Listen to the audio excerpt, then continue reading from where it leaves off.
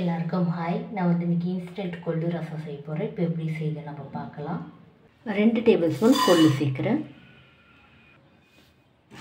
கொள்ளு நம்ம வறுத்து எடுத்துக்கலாம். இப்போ லோ ஃப்ளேமில் 5 நிமிஷம் ஆகுது, போது நம்ம எடுத்துடலாம்.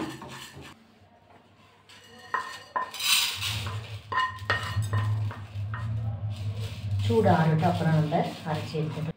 5 நிமிஷம் ஆகுது, இப்போ நம்ம அரைச்சி எடுத்துக்கலாம். 1 டீஸ்பூன் முழு தனியா சேர்க்குறேன், அரைச்சி எடுத்துக்கலாம். இப்போ நான் அரைச்சிட்டேன். 1 டீஸ்பூன் சீரகம் சேர்க்குறேன், 1 டீஸ்பூன் மிளகு சேர்க்குறேன், 5 பல்லு பூண்டு சேர்க்குறேன், கொஞ்சமாக கருவேப்பிலை, கொஞ்சமாக தண்ணி சேர்த்து நம்ம அரைச்சி எடுத்துக்கலாம். அவ்வளோதான், நான் அரைச்சிட்டேன். லைன் சைஸு புளி எடுத்து நான் ஊற வச்சு வச்சுருக்கேன். இப்போ நல்லா நம்ம இதை கைவிட்டு நல்லா நம்ம அவ்வளோதான், நான் தண்ணி சேர்த்து புளி கரைச்சி வச்சுட்டேன்.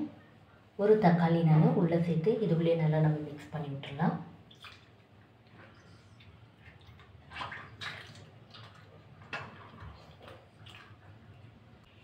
இப்போ நம்ம அரைச்சி வச்ச பேஸ்ட் உள்ளே சேர்த்துடலாம். கொஞ்சமாக தண்ணி சேர்த்து அலசி ஊற்றிடலாம். 1/4 டீஸ்பூன் மஞ்சள் தூள் சேர்க்குறேன். நல்லா ஒரு வாட்டி மிக்ஸ் பண்ணி விட்டுடலாம். 1 டேபிள் ஸ்பூன் எண்ணெய் சேர்க்குறேன். 1/2 டீஸ்பூன் கடுகு,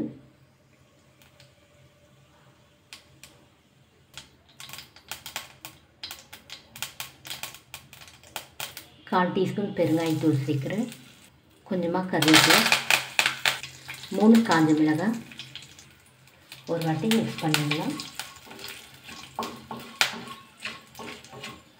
வச்சதானே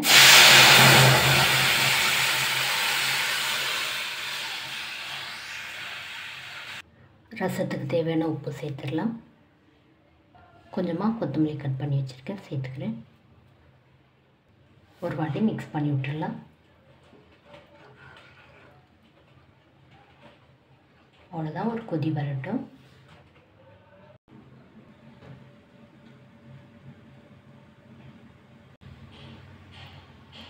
அவ்வளோதான், இப்போ நம்ம ஸ்டவ் ஆஃப் பண்ணிடலாம்.